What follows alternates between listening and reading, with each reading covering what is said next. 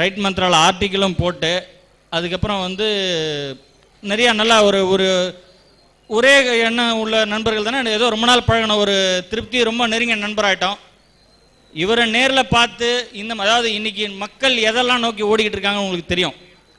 இவரை மாதிரி யார் ஆளை வந்து நம்ம நேரில் பார்த்து அட்லீஸ்ட் அவரோட சுவாசிக்கிற காற்று நம்ம மேலே கொஞ்சம் படட்டும்னு நான் நினச்சேன். அதனுடைய பலன் தான் இன்றைக்கி ஜேபி சார் மாதிரி ஆளுங்களோட அறிமுகம்லாம் எனக்கு கிடச்சிருக்கு. அவரை வந்து எம்ஓபி வைஷ்ணவா காலேஜில் அவர் வந்து ஒரு ஃபங்க்ஷனுக்கு பார்க்க போயிருக்கும்போது தான் அங்கே கோயிலுக்கு முன்னாடி வச்சு அவரை சால்வ் பண்ணி நம்ம ரைட் மந்த்ரம், நான் செய்கிறது எதுவுமே தனிப்பட்ட முறையில் அல்ல, I am representing you all, உங்கள் எல்லாரையும் நான் வந்து ரெப்ரசன்ட் பண்ணுறேன், அவ்வளோதான். நான் செய்கிறது எல்லாமே எல்லா பெருமையும் உங்களுக்கு தான், வாசகர்களுக்கு தான் அந்த பெருமை போகும். நான் வந்து அவங்கள வந்து நானும் நண்பர் ராஜாவும் போயிட்டு மணிமாறனுக்கு வாழ்த்து சொல்லி இது பண்ணோம். அப்போ தான் வந்து எனக்கு அந்த 100 விவேகானந்தர்களை ஜேபி சார், இதெல்லாம் என்ன ஃபங்க்ஷன் அவர் பண்ணார் பாருங்க. ஒரு விவேகானந்தரை பார்க்குறதே இந்த காலத்தில் அபூர்வமாக இருக்குது. 100 விவேகானந்தர்களை தேர்ந்தெடுத்து அவங்களுக்கு விருது கொடுத்துருக்காரு அவர். இப்போ எவ்வளோ பெரிய இது பார்த்துங்க. ஸோ அந்த மாதிரி வந்து ஒரு ஃபங்க்ஷனில் வந்து எனக்கு மணிமாறனோட அறிமுகம் கிடச்சிது. அதுக்கப்புறமே அன்றைக்கே திருவண்ணாமலை அருணாச்சலேஸ்வரோட மகாபிரசாதம் தேடி வந்தது. அதுலேருந்து ரெகுலராக நான் பேசிகிட்டு இருக்கிறேன். அவர் செய்யக்கூடிய சேவைகள் வந்து இங்கே இருக்கிறவங்களுக்கு கேள்விப்பட்டிருப்பீங்க, தெரிஞ்சிருக்கும். இருந்தாலும் ஒரு தடவை சொல்கிறேன்.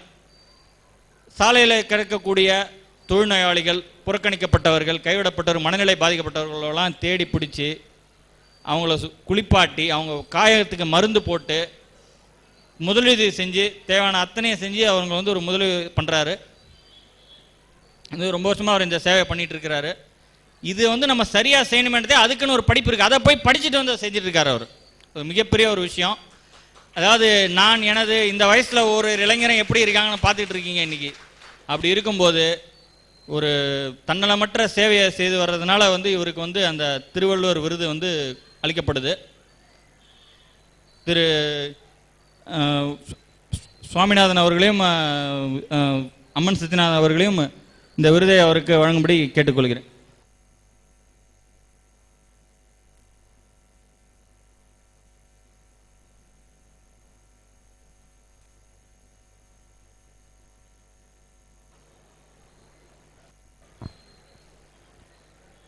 அடுத்து சான்றிதழை திரு ஜேபி அவர்களும் ராஜேந்திரன் அவர்களும் வழங்குவார்.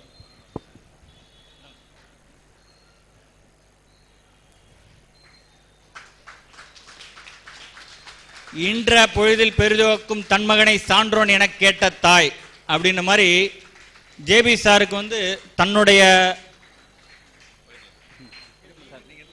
தன்னுடைய ஒரு கண்டுபிடிப்பான ஒருத்தர் வந்து இவ்வளோ சீக்கிரம் அவார்டு வாங்குறதுன்றது ஜேபி சாருக்கும் பெருமை தேடி தந்திருக்கார் மணிமாறன். இருவருக்குமே நான் வந்து வாழ்த்துக்களை தெரிவிச்சுக்கிறேன். இந்த விருது மணிமாறனால் வழங்கப்படுமா மிகவும் பெருமை அடைகிறது. ரெண்டாவது, மணிமாறன் வந்து நம்ம பிரார்த்தனை கிளப்புக்கு தலைமை தாங்கியிருக்காருன்னு உங்களுக்குலாம் தெரியும்னு நினைக்கிறேன். நமக்காக பிரார்த்தனை பண்ணி இன்றைக்கும் அருணாச்சலேஸ்வரரோட குழந்தை இவர் இன்றைக்கும் நமக்காக வந்து வாரம் வாரம் பிரார்த்தனை பண்ணிகிட்டு இருக்கிறாரு. அதுவும் நமக்கு கிடைச்ச ஒரு மிகப்பெரிய பாக்கியம். உங்களுடைய பல பேருடைய பிரார்த்தனை வந்து ஏற்கனவே நிறைவேறிடுச்சு. நீங்கள் கொஞ்சம் ஆழ்ந்து சிந்திச்சிங்கன்னா அது புரியும்.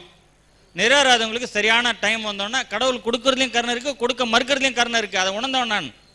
அதனால் கவலையே படாதீங்க. என்றைக்கு நீங்கள் வந்து அந்த பிரார்த்தனைன்னு சொல்லி நீங்கள் போய் நின்றுட்டீங்களோ அடுத்த செகண்டே உங்கள் பிரார்த்தனை ஏற்றுக்கொள்ளப்பட்டாகிவிட்டது. அதனால் வந்து அதை பற்றி கவலைப்படாதீங்க. இப்போ மணிமாறன் அவர்கள் சில வார்த்தைகள் நம்மிடம் பேசுவார். இங்கே வந்திருக்கு அனைத்து பெரியவர்களுக்கும், அனைத்து என் சகோதர சகோதரிகளுக்கும் மனமார்ந்த நன்றி தெரிவித்து எங்கள் மேடையில் உட்காந்துருக்க அனைத்து பெரியவர்களுக்கும், சுவாமி விவேகானந்தன் நான் நேரில் பார்க்கவில்லை, போட்டால் தான் பார்த்துருக்கேன். சுவாமி விவேகானந்தன் பார்த்த ஃபீலிங் சபரி மூலியமாக எனக்கு கிடைத்தது. அவர் கால் பாதத்தை வணங்கி நான் நன்றியை தெரிவித்துக் கொள்கிறேன். இங்கே அனைத்து இளைஞர்களும் வந்திருக்கீங்க, ரொம்ப எனக்கு சந்தோஷமாக இருக்குது. அண்ணன் சொல்லியிருந்தார் சில வார்த்தைகள். உண்மையாக சொல்லப்போனால் நான் சேவை செய்யவில்லை, அது போய் சேவையை நான் செய்யலை, என் கடமையை நான் செய்கிறேன். சமுதாயம் எனக்கு என்ன கொடுத்தது அப்படின்னத கூட சமுதாயத்துக்கு நான் என்ன கொடுத்தேன் அப்படின்னாங்க ஒவ்வொரு மனிதனும் சிந்திக்கணும். ஏன்னா சமுதாயம் நம்மளுக்கு எல்லாமே கொடுத்தது. சமுதாயத்துக்கு நம்ம என்ன கொடுத்தோம் தான் சிந்திக்கணும். அப்போதான் உண்மையான இந்தியன் சிட்டிசன் ஒவ்வொரு மனிதனும். சில சம்பவம் எனக்கு சர்வீஸில் நடந்தது. என் சர்வீஸ்ன்றதை கூட என் பணி, நான் சேவையில் ஒரு கூலிக்காரன், அந்த கூலியில் நடந்த ஒரு சம்பவத்தை உங்களோட நான் பகிர்ந்து கொள்ளுகிறேன். ஒரு டைம் நான் சேவை செய்ய 2009 எனக்கு ஒரு தகவல் வருது. அப்போ தான் நான் திருப்பூர்லேருந்து திருவண்ணாமலை போகிறேன்.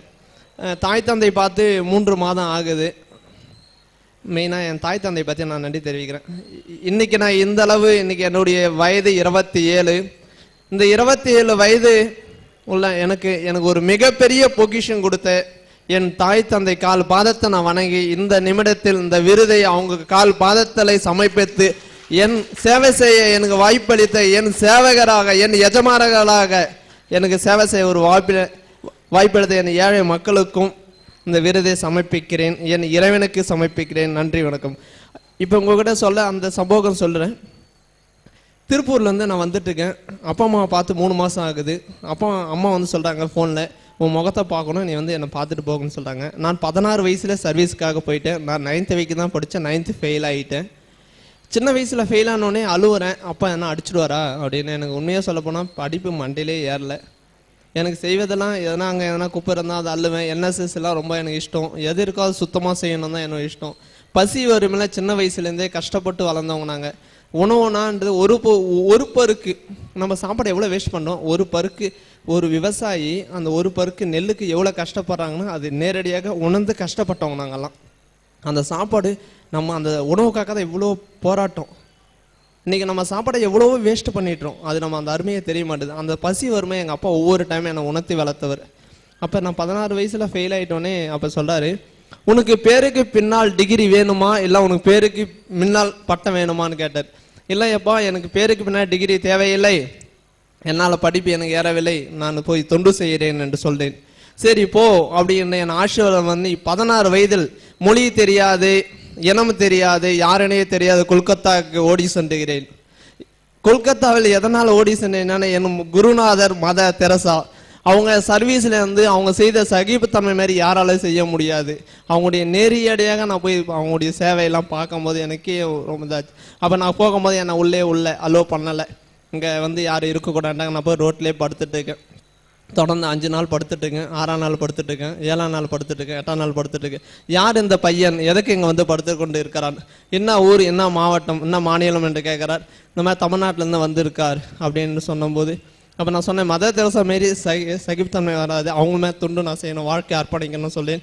அப்போ ஒரு நாள் என்னை கூப்பிட்டு அவங்க நிறுவனத்தில் பார்க்குறார். பார்த்து விட்டு சரி நீ என்ன செய்வே வா அப்படின்ட்டு கூப்பிட்டு கொண்டு போகிற. ஒரு அம்மா வந்து ஒரு சாலை ஓரமாக ஒதுக்கொண்டு பாத்ரூம்லாம் போயிட்டு ரொம்ப இதாக இருக்கிறார், அருவறுப்பு காரணமாக இருக்கார். அப்போ என்னை மட்டும் விட்டு அவங்க போய் விட்டு அவங்க சர்வீஸ் செய்யுங்கள் அப்படின்ட்டு சொல்லணும். அந்த அம்மாவை பார்த்த உடனே உண்மையாக சொல்ல போனால் அந்த அம்மாவை நான் நினைக்கவில்லை, என் தாயை தான் நான் நினைத்தேன். அந்த தாய்க்கு செய்வது கடமை, இது சேவை அல்லன்னு அந்த அம்மாவுக்கு செய்துட்டு அப்போ எனக்குள்ள இருந்த எனக்கு எதை செஞ்சாலும் இறைவன்கிட்ட பிரார்த்தனைன்னு அவங்களுக்கு செய்வேன். எனக்குள்ள இருக்கிற விபதி எடுத்து வச்சு, இறைவா இந்த உள்ளத்தை காப்பாத்து, இவரும் உன்னுடைய குழந்தை, இதுக்காக தான் இந்த உலகத்துக்கு வந்தா, ஏன் அவரை மட்டும் இது பண்ற, அவங்க என்ன செய்த கருமாவோ அந்த கருமாவை முடிந்த அளவு கரைத்து அவருக்கு நீங்க செல்ல வேண்டிய முக்தி நீ கொடுக்கணும் இறைவான் வேண்டி சொன்னேன். அப்போ வந்து அந்த சிஸ்டர் சொன்னாங்க, உன்னுடைய கடமை முடிந்து விட்டது, நீ உன்னுடைய மாநிலமே போகலாம், நீ அங்கே போயிட்டு அங்கே சேவை செய்யணும் என்று சொன்னார். திரும்பி நான் ஊருக்கு 6 மாதம் கழிச்சு ஊருக்கு வந்தேன். அப்போ தான் நான் இருக்கிறேன்னா இல்லையான்ட்டு எங்கள் பேரண்ட்ஸுக்கே தெரியும், நான் உயிராக இருக்கேனா இல்லையான்ட்டு. அப்போ எந்த ஒரு தகவலும் ஃபோன் தகவல் எதுவும் இல்லை. வந்தோடனே அப்போ சொன்னார், நீயும் சர்வீஸ் செய்வேன். அப்போ எங்கள் அப்பாட்ட சொல்லும் போது, நீ சர்வீஸுக்குன்னே உன் வாழ்க்கை அர்ப்பணிக்க வேண்டும் அப்படின்னு சொல்லி என் வாழ்க்கை சர்வீஸுக்குன்னே அர்ப்பணிக்க வேணும்னு சொன்னேன். என் தாய் தந்தைக்கு நான் மனமார்ந்த நன்றி தெரிவிக்கிறேன். இன்னைக்கு உண்மையாக சொல்ல போனால் எனக்கு ஆன்மீகமே பிடிக்காதுங்க. ஆன்மீகமே எனக்கு வெறுப்பாக தான் போவோம். எந்த கோயிலும் போய் சாமி கும்பிட மாட்டேன், யாரையும் போய் வணங்க மாட்டேன். இறைவன் எங்கே இருக்கனான்னு 2009 தான் என்னை உணர்த்தினார். இறைவன் எந்த இடத்துலனா, இறைவனா சர்வீஸ், இறைவனா அவர் தான், சாமினா அந்த பாதிக்கப்பட்ட மக்கள் தான் சாமி. அவங்கள குளிக்க வைப்பேன், அவங்கள ஒவ்வொரு இறைவனுக்கு பண்ணுற அபிஷேகம்லாம் நான் அவங்களுக்கு பண்ணணும் ஆசைப்படுவேன். அப்போ எனக்கு அவங்கள பார்த்து சந்தோஷப்பட்ட திருப்தி அடையும் போது எனக்கு ரொம்ப மன திருப்தியாக இருக்கும். 9 வருஷமாக கோவிலுக்கு போனால் கூட அருணாச்சலேஸ்வரர் கோயிலுக்கு போனேன், போயிட்டு சாமி சும்மா விஷ் பண்ணிட்டு வருவேன். உண்ணாமலை அம்மன் கோயில் ஆனால் எங்கே இருக்குன்னே எனக்கு தெரியாது. திருவண்ணாமலை இருந்து எனக்கு உண்ணாமலை ஆலயம் எங்கே இருக்குன்னே தெரியாது. போவேன், அண்ணாமலையை பார்த்து விஷ் பண்ணிட்டு வந்துடுவேன். இப்படி இருந்த காலகட்டத்தில் ஒரு நாள் நடக்குது ஒரு சம்பவம். இறைவன் என்னை எப்படியெல்லாம் ஒரு பரீட்சை வைக்கிறார் பாருங்க. திருப்பூர்லேருந்து ஊருக்கு வரேன், அப்பாவை பார்க்க போகிறேன், அப்பா அம்மாவை. மணி 2 ஆயிடுச்சு. சரி போயிட்டு அம்மா போனோடனே 3 மாதம் வரவில்லைன்னு என்கிட்ட ஒரு பேசி கொண்டு இருக்கிறார். மணி ஒரு 2:45 டைம் இருக்கும். எனக்கு ஒரு கால் வருது திருவண்ணாமலையிலேருந்து. சார் நான் திருச்சியிலேருந்து திருவண்ணாமலை கிரிவலம் வந்தேன், கிரிவல பாதையில் வரும்போது ஈசானிலிங்கத்தில் ஒரு அம்மா தொழுநோல் பாதிக்கப்பட்டு இருப்பாங்களாட்டங்குது. ஒரு டெட் பாடி குப்பை தொட்டியில் இருக்குது சார். நீங்கள் யாருங்கன்னு கேட்டேன். என்னுடைய நம்பர் எப்படி உங்களுக்கு தெரியணும்? 2008 உங்களுடைய நம்பர் வந்து எனக்கு இந்து பேப்பர்லையும் மற்ற ஆர்டிக்கல் வந்திருந்து அதை நோட் பண்ணி வச்சுருந்தேன். யதார்த்தமாக அவங்களை கூப்பிட்டு அவங்க ஃபோன் எடுத்ததுன்னு சொன்னார். அது உண்மையான்ட்டு அந்த பகுதியில் உள்ள போலீஸ் ஸ்டேஷனை கூப்பிட்டு சொல்லி அது விசாரிக்க சொன்னேன். உண்மை என்று சொன்னோடனே நான் அம்மாட்ட பேசிவிட்டு 3 மணிக்கு கிளம்பி அங்கே ஸ்பாட்டுக்கு போயிட்டு பார்க்குறேன். அந்த அம்மா வந்து நரிக்கொரவர் சொன்னாங்க. நம்ம எல்லாரும் கூட நோய் எதிர்ப்பு சக்தி அதிகமாக இருக்கிறது நரிக்கொரவருக்கு தான் அதிகமாக இருக்கும். ஏன்னா அவங்க அவ்வளோ இது சாப்பாடை எடுத்துக்குவாங்க. அப்போ நான் போய் அந்த அம்மா பார்த்தோன்னே உயிர் இருக்குது, உடல்லாம் அழுகி இருக்கு. அவங்க உடலில் குறைஞ்சது ஒரு 6 கிலோ புழு எல்லாம் மிதங்குது. வெறும் புழுகாக இருக்குது அவங்க உடலில். அந்த குப்பையிலேருந்து தள்ளி ஒதுக்கி அந்த அம்மா வந்து ஹாஸ்பிட்டலுக்கு கொண்டு போனால் 108 உதவி ஆம்புலன்ஸ் உதவி செய்யவில்லை. இவர்களுக்கெல்லாம் ஹாஸ்பிட்டலில் அனுமதி இல்லை என்று மறுத்தது. நான் சொன்னேன், ஏன் மறுக்குது? அவங்களுக்கு அந்த அம்மா உயிருக்கு இருக்குது, அவங்கள காப்பாற்ற தான் நம்ம முயற்சி எடுக்கணும். நீங்கள் எந்த சட்டவிரோதமாக எந்த விதமான இதுவும் பண்ணக்கூடாது, நாங்கள் விட மாட்டோம் அப்படின்னு நான் போராடி கொண்டு இருக்கிறேன். 6 மணி நேரம் போராடினே, 7 மணி நேரம் போராடினே, யாரும் வரவில்லை. எல்லாருக்கும் தகவல் கொடுத்தோம்.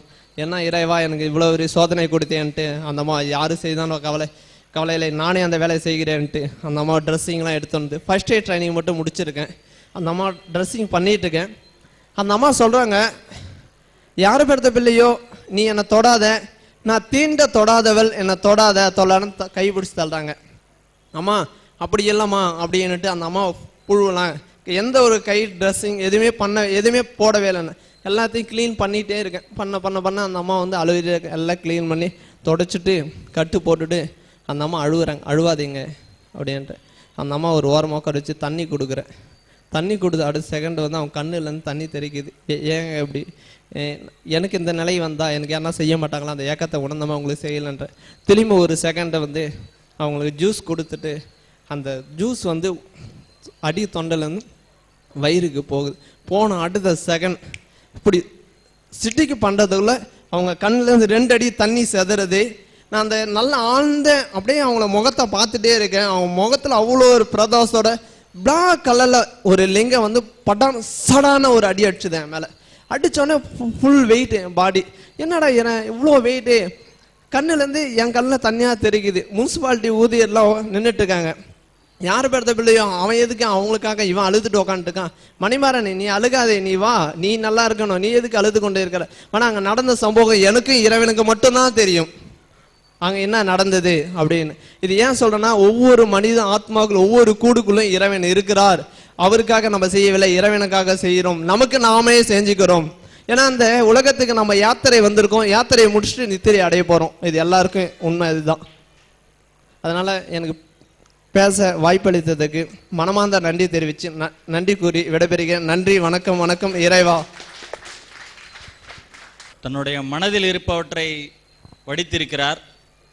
தன்னலமற்ற தன்னுடைய அதாவது நேரங்காலம் தெரியாமல் சமுதாயத்துக்கு தொண்டு செய்கிறவருக்கு நம்ம ஒரு 10 நிமிஷம் கொடுத்தா ஒன்றும் தப்பு இல்லை. அதனால் வந்து நிகழ்ச்சி நேரப்படி தான் போயிட்டுருக்கு. இப்போது அடுத்து திரு ஜேபி அவர்களை பேச அழைக்கிறேன். இப்போ ஜேபி சாரை பற்றி சொல்லி ஆகணும். எண்ணங்களின் சங்கமம் அப்படின்னு சொல்லிட்டு ஒரு அமைப்பு மூலமா மணிமாறன் போன்று இங்கே விருதுபுரம் தங்கவேல் போன்று இருப்பவர்களாம் ஒன்றிணைத்து அவர்கள் ஒவ்வொருத்தரும் 100 பேர் அந்த மாதிரி அடையாளம் காட்டணும் சொல்லியிருக்கார். அதுக்கான பணிகளை துவக்கியிருக்கார். அதில் வந்து ஒரு பெரிய வாய்ப்பை எனக்கு கொடுத்துருக்கார். அவங்கள பற்றி எழுதுறதுக்கு, தமிழாக்கம் செய்கிறதுக்கு ஒரு மிகப்பெரிய ஒரு பாக்கியமாக நான் அதை நினைக்கிறேன்.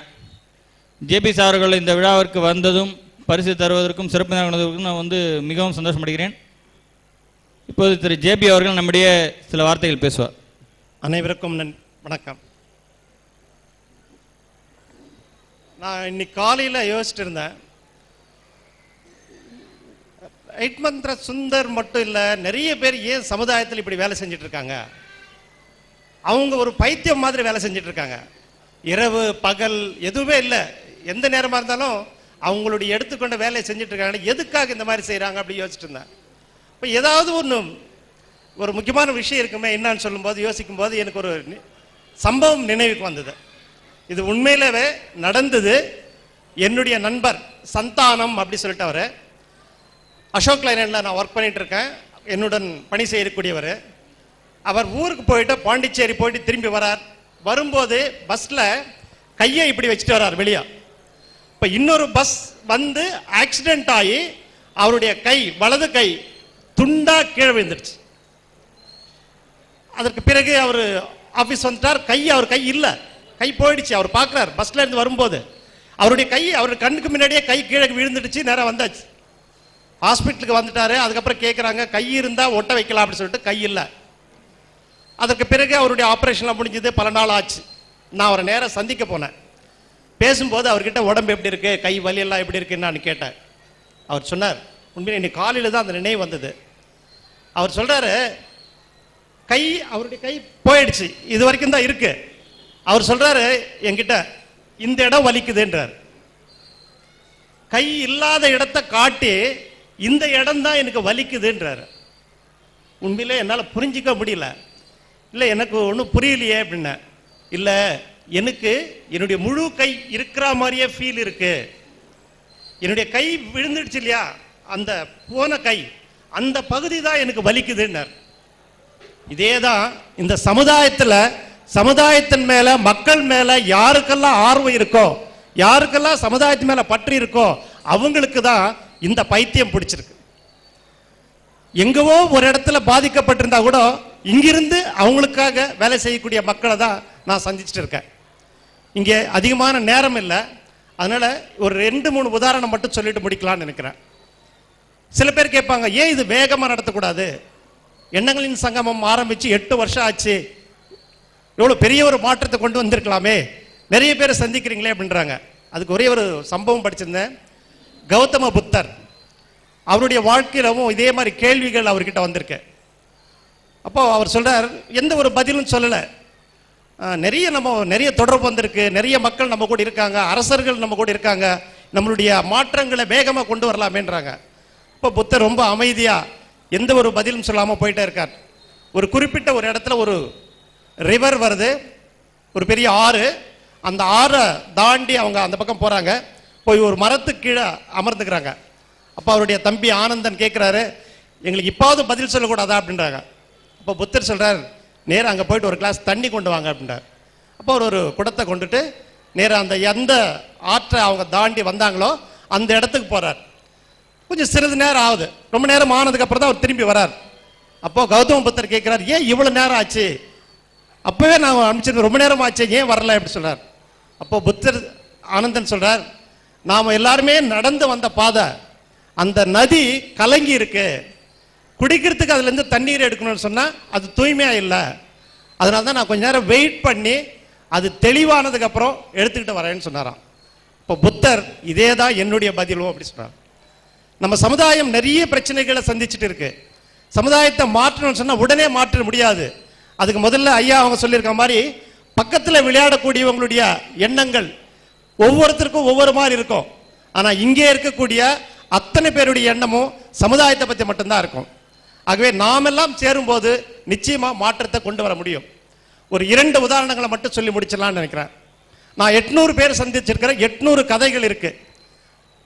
ஒருத்தர் திருவிகா நகர் சதீஷ் அடிகளார்னு அவர் பேரு. சதீஷ் எண்ணூர் ஃபவுண்டரியில் வேலை செய்கிறாரு. வேலை செய்யும் போது வள்ளலாரை பற்றி அவருக்கு ரொம்ப பற்று. வள்ளலாருடைய புத்தகங்கள் படிக்கிறார், வேதாத்ரி மகரிஷி பேச்சுக்கள் கேட்கிறார். இதெல்லாம் கேட்ட உடனே அன்னதானம் தான் முக்கியம், நம்ம இந்த மாதிரி வேலைலாம் செஞ்சு இது மாதிரிலாம் சம்பாரிச்சு என்ன பிரயோஜனம் இருக்குன்னு சொல்லிட்டு அவர் வேலை செய்யக்கூடிய அந்த தொழிற்சாலையிலிருந்து வெளியே வரார். எல்லாரும் கேட்குறாங்க, நிறைய பேருக்கு நீ சாப்பாடு போனால் நிறைய சம்பாதிக்கணும், நீ கம்பெனி விட்டு வெளியே போறியாப்பா, உனக்கு என்ன பைத்தியம் பிடிச்சிடுச்சான்றார். இல்லை பரவாயில்லன்னு வெளியே போகிறார். அவரு வாழ்ந்த இடத்துல திருவிகா நகர் அதே பகுதியில் ஒவ்வொரு தெருவா போறார், ஒவ்வொரு வீடா போறார். கொஞ்சம் அரிசி கொடுங்க, கொஞ்சம் பருப்பு கொடுங்க, கொஞ்சம் ஏதாவது சமைக்கிறதுக்கு தேவையான பொருள் கொடுங்கன்னு கேட்கிறார். அந்த தெருவில் அவர் வாழ்ந்த இடத்துல அவரே போயிட்டு ஒவ்வொரு வீடா கேட்கிறார். எல்லாரும் நினைக்கிறாங்க இவனுக்கு மென்டல் ஆயிட்டாயவ, கொஞ்சம் லூஸ் ஆயிடுச்சுன்னு சொல்லிட்டு. ஆனா அவர் அதை விடலை.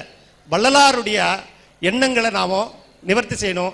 எங்கெல்லாம் பசி இருக்கோ அந்த பசி இருக்கிற இடத்துல நாம் அன்னம் கொடுக்கணும்னு முடிவு பண்றார். தொடர்ந்து முயற்சி பண்றார். அவருடைய முயற்சியில முதல்ல ஏளனம் இருந்தது, எதிர்ப்பு இருந்தது. ஆனா இன்னைக்கு சதீஷ் அடிகளார் ஒரு நாளைக்கு 3000 பேருக்கு சாப்பாடு போடுறார். அவரை கம்பெனியில் வேலை செஞ்சுட்டு இருந்தாருன்னா அவர் குடும்பத்துக்கு மட்டும்தான் போட்டிருப்பார், அது கூட கஷ்டமா இருந்திருக்கும். ஆனால் இன்னைக்கு 3000 பேருக்கு காலையில உணவு சமைச்சு வள்ளலாருக்கு படைச்சு அது பிரசாதமா எங்கெல்லாம் மக்கள் காத்துட்டு இருக்காங்களோ அவங்களுக்கெல்லாம் கொடுத்துட்டு இருக்கார். சரி, உணவு கொடுத்தா போதுமா? அடுத்து கல்வி கொடுக்கணும், அப்படி அவர் திட்டம் போடுறார். பக்கத்தில் நமக்கு தெரியும் பழவேற்காடு பகுதிக்கு ஒரு நாள் போறார். அங்க போகும்போது பார்த்தா நிறைய மாணவர்களை விளையாடிட்டு இருக்காங்க. பள்ளியில ஆசிரியர்கள் 2-3 பேர் உட்காந்துட்டு இருக்காங்க. என்னன்னு கேட்கிறார். இல்லை, இவங்கெல்லாம் மீன் பிடிக்கிறவங்க, ஒன்றும் படிக்க மாட்டாங்க, மதியம் வருவாங்க, சாப்பிடுவாங்க, விளையாடுவாங்க, அவ்வளோதான், நாங்கள் பாட்டுக்கு அட்டண்டன்ஸ் போட்டு அனுப்பிச்சிடுவோம் அப்படி. ஆனால் அவருக்கு அது ஏற்றுக்கல, அவருடைய மனசு அதை ஏற்றுக்கல. இல்லை, இந்த குழந்தைகளுக்கும் இந்த மீனவ குழந்தைகளுக்கும் நல்ல கல்வி கொடுக்கணும் அப்படி முடிவு பண்ணுறார். அதே பழவேற்காடு அந்த பகுதியில் ஒரு இடம் வாங்குறாரு. அங்கே ஒரு சின்னதாக ஒரு பள்ளி ஆரம்பிக்கிறாரு. அந்த பள்ளியில் மாணவர்கள் வந்து படிக்கணுன்றது ஆர்வத்தை உண்டாக்குறார். கொஞ்சம் கொஞ்சமாக மாணவர்கள் வராங்க. அவர்கள் மத்தியிலே வள்ளலாரை பற்றி சொல்றார், வெஜிடேரியனை பற்றி சொல்றார், அந்த குழந்தைங்கிட்ட நல்ல பண்புகளை கொடுக்குறாரு. அப்படி கொஞ்சம் கொஞ்சமாக ஆரம்பிச்சு எந்த இடத்துல பள்ளியிலே மாணவர்கள் இல்லாமல் இருந்தாங்களோ அதே இடத்துல இன்னைக்கு 350 பேர் அதே பள்ளியில் படிக்கிறாங்க. அத்தனை பேருக்கும் உணவு கொடுக்கிறார், உடை கொடுக்கிறார், அவங்க நல்ல பண்புகளை கொடுத்துட்டு இருக்கார். அதுல இருந்து ஒரு நல்ல அதிக IAS வரணும்.